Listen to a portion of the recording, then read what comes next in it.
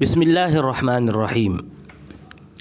مجھے یاد ہے میں جب ابتدائی جماعتوں میں تھا، گھر میں موجود کتابیں مدرسہ جاتے ہوئے مدرسہ لے جایا کرتا تھا۔ اسی میں ایک مرتبہ تیسیر الرحمن لبیان القرآن ڈاکٹر محمد لقمان سلفی رحمہ اللہ کی تفسیر ایک مرتبہ میں عمر آباد لے گیا۔ وہاں امتحان یا پتہ نہیں کسی مناسبت سے اس تفسیر کو پڑھ رہا تھا، تب دیکھا تھا لقمان سلفی رحمہ اللہ کی یہ تفسیر ہے، اور اس وقت معلومات بھی میرے پاس نہیں تھے یہ کون ہیں، کہاں کے ہیں۔ میرے ذہن میں اس وقت یہ بات تھی کہ تفسیر پرانے لوگ لکھ کر گئے ہیں، موجودہ لوگ کہاں لکھ سکتے ہیں، لیکن بعد میں معلوم ہوا کہ آپ 2020 تک بھی زندہ تھے۔ سبحان اللہ۔ تو آئیے معلوم کرتے ہیں سیر علماء کرام کا یہ 140 پر 8واں نمبر، اور آج کے اس ویڈیو میں ہم معلوم کرتے ہیں لقمان سلفی رحمہ اللہ کے متعلق۔ یہاں پر ایک بات میں بتا دوں کہ لقمان سلفی رحمہ اللہ کے متعلق جب میں ویڈیو بنانے کا ارادہ کیا تو ان کی جو خود نوشت ہے کاروان حیات، اس کو پڑھنا شروع کیا۔ سبحان اللہ۔ کاروان حیات کو مکمل پڑھنے کے بعد مجھے یہ اندازہ ہوا کہ ہر عالم کو چاہیے کہ وہ خود نوشت ضرور لکھے۔ کتنی مفید باتیں ہیں، سبحان اللہ، اداروں کے متعلق، علماء کے متعلق، اساتذہ کے متعلق، کتابوں کے متعلق، اور ان کے جو خاص واقعات جو درمیان میں ذکر کرتے ہیں، کتنی مفید باتیں ہیں ان تمام چیزوں میں، سبحان اللہ۔ تو مجھے یہی اندازہ ہوا کہ ہر عالم کو لکھنا چاہیے خود نوشت۔ ایک عالم لکھے گا وہ دوسرے کے لیے مفید بنے گا، اور دوسرا جو لکھے گا وہ پہلے کے لیے مفید ہوگا۔ تو میرا یہ ویڈیو جو بھی سن رہے ہیں ان سے یہ میری اپیل سمجھیں، گزارش سمجھیں کہ ضرور آپ لوگ خود نوشت لکھیں۔ یہ آئندہ آپ کے بعد آنے والوں کے لیے بہت زبردست مفید ثابت ہوگی، تاریخی اعتبار سے، معلوماتی اعتبار سے، اور ہر اعتبار سے مفید ثابت ہوگی انشاءاللہ۔ یہ کاروان حیات پڑھنے کے بعد مجھے معلوم ہوا۔ لقمان سلفی رحمہ اللہ، اسی نام سے آپ علمی دنیا میں مشہور ہیں۔ آپ 1940 پر 3 کو چندن بارہ بہار میں پیدا ہوئے۔ گھرانہ دیندار تھا۔ آپ کے دادا اور والد بھی اچھے اور سچے لوگ تھے، بلکہ آپ کے دادا غازی محمد یاسین تحریک شہیدین کی جماعت میں باقاعدہ شامل تھے۔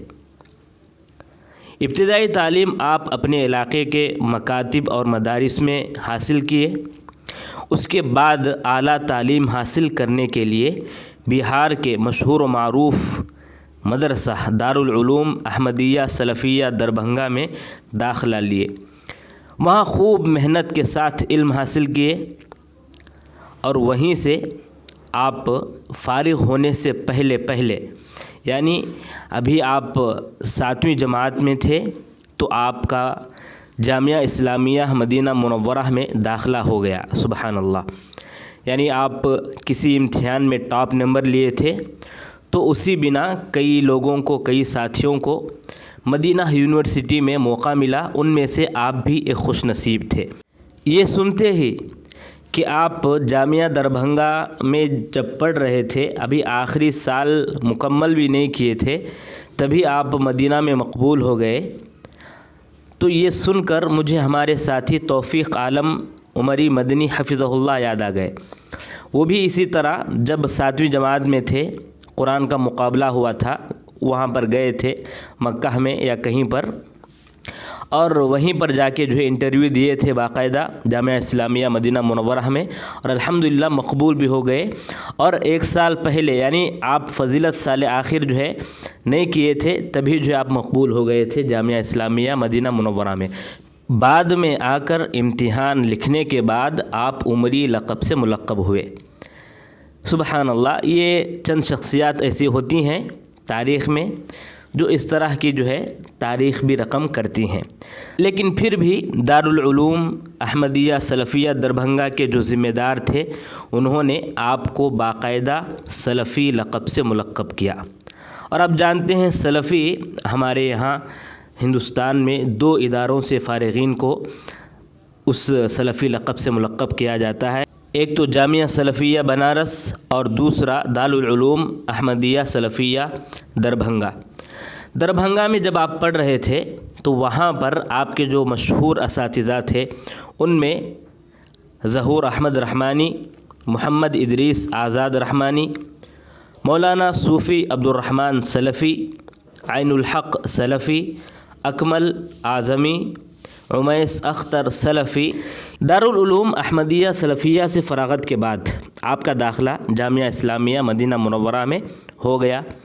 وہاں سے 1960 کو آپ BA کی ڈگری حاصل کر لیے مدینہ میں، اور مدینہ میں جو آپ کے ساتھی تھے ان میں علامہ احسان الہی ظہیر رحمہ اللہ بھی ہیں۔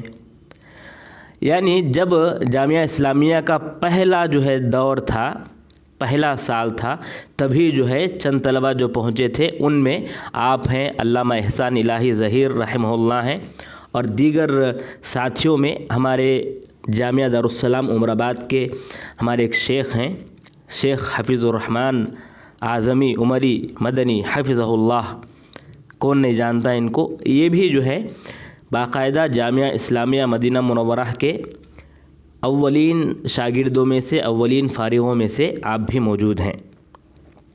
آپ وہاں پر کلیۃ الشریعہ میں داخل ہوئے تھے۔ 1961 میں جامعہ اسلامیہ مدینہ منورہ کا قیام عمل میں آیا تھا، اور 1962 میں آپ لوگ وہاں جانے والوں میں سے آپ سبھی تھے۔ مدینہ میں آپ کے اساتذہ ابن باز رحمہ اللہ، البانی رحمہ اللہ، حافظ محمد گوندلوی رحمہ اللہ، امین شنقیطی رحمہ اللہ، عبدالغفار حسن رحمانی، محمد منتصر کتانی، عبد المحسن عباد، عبد القادر شیبۃ الحمد، محمد مجذوب، محمد الاشقر، یہ تمام آپ کے اساتذہ ہیں مدینہ منورہ میں۔ 1967 میں جامعہ اسلامیہ سے فارغ ہونے کے بعد آپ ریاض گئے، دارالافتاء کے ادارہ الدعوہ فی الخارج میں بحیثیت مترجم آپ مقرر ہوئے۔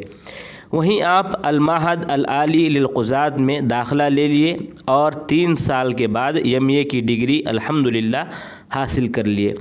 اس کے بعد دارالافتاء کے کاموں میں بہت زیادہ مشغول ہو گئے، اور سعودی وفود کے ساتھ دعوتی اسفار کا ایک سلسلہ بھی شروع ہو گیا، جس کی وجہ سے PhD کرنے میں تاخیر ہو گئی۔ جامعہ امام محمد بن سعود میں PhD کے لیے درخواست دیے، لیکن ناکامی ہوئی۔ کیوں ناکام ہوئے اس کا ایک واقعہ وہ کاروان حیات میں لکھے ہیں، آپ وہاں پر جا کر دیکھ سکتے ہیں۔ اس کے بعد ادیب صالح کی نگرانی میں آپ PhD کیے تھے۔ اس سے پہلے پھر جامعہ ازہر سے بھی آپ درخواست کیے تھے PhD کے لیے، لیکن وہاں بھی آپ کو ناکامی ہوئی۔ اور ناکامی کس لیے ہوئی وہ آپ کاروان حیات میں دیکھ سکتے ہیں، صفحہ نمبر 303 اور 304 میں بہت زبردست جو ہے واقعات ہیں، آپ دیکھ سکتے ہیں۔ میں تو کہتا ہوں مکمل پڑھ لیجئے، آپ کاروان حیات مکمل پڑھ لیجئے، بہتر ہے، ان کی مکمل زندگی آپ کو جو ہے سامنے، آپ کے سامنے جو آ جائے گی۔ اور جانتے ہیں آپ کو سعودی عرب کے سابق مفتی شیخ ابن باز رحمہ اللہ کی صحبت میں رہنے اور ان سے استفادہ کے مواقع آپ کو خوب ملے۔ ابن باز رحمہ اللہ باقاعدہ ان کے آفس میں آپ بیٹھتے تھے، ان کے بہت قریب رہتے تھے، اور شیخ ابن باز رحمہ اللہ تو عالم اسلام اور دیگر ممالک میں اسلامی دعوت اور اس کی توسیع و اشاعت اور مسلمانوں کے مسائل کو حل کرنے میں کافی دلچسپی لیتے تھے۔ اس طرح کے کاموں میں عام طور پر آپ ڈاکٹر لقمان سلفی کو اپنا نمائندہ بنا کر بھیجتے تھے۔ باہر سے آنے والے وفود کے مترجم بھی آپ ہوتے تھے۔ اس کا فائدہ کیا ہوا، آپ علمی اعتبار سے بھی بہترین ہوئے اور عملی اعتبار سے بھی بہترین ہوئے۔ باقاعدہ ایک نمونے سلف کو دیکھنے میں آپ کامیاب ہوئے، ان کے ساتھ رہ کر ان کی تمام عادتوں کو آپ لینے میں کامیاب ہوئے، اور اس سے بڑھ کر فائدہ یہ ہوا کہ جامعہ ابن تیمیہ جو آپ قائم کیے اس کے لیے بہت زیادہ مفید ثابت ہوئے ابن باز رحمہ اللہ۔ اس کے بارے میں بھی آپ کاروان حیات میں دیکھ سکتے ہیں، تفصیل موجود ہے۔ اب آئیے آپ کی کتابوں کے بارے میں بات کرتے ہیں۔ یاد رہے کہ آپ کی بعض کتابیں ایسی ہیں جو جامعات کے نصاب میں بھی شامل ہیں۔ چند کتابیں آپ کی: مکانۃ السنہ و حجیتها فی التشریع الاسلامی، اہتمام المحدثین بنقد الحدیث سندا و متنا ودحض مزاعم المستشرقین، اس کے بعد السلسلہ الذہبیہ للقراء العربیہ، اس کے بعد تحفۃ الکرام شرح بلوغ المرام، اس کے بعد رحلۃ مریم جمیلہ الامریکیہ من الکفر الی الاسلام، الصادق الامین، یہ آپ کی بہترین کتاب ہے۔ سید المرسلین، رش البرد، شرح الادب المفرد، ارکان الاسلام، مشعل راہ، اذکار و ادعیہ، رہنمائے حج و عمرہ۔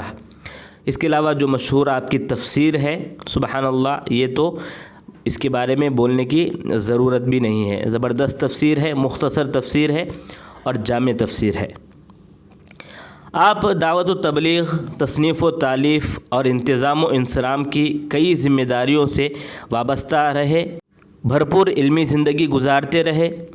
آپ کو سعودی عرب کی شہریت بھی حاصل ہو گئی تھی اور وہیں آپ مع اہل و عیال مقیم بھی تھے۔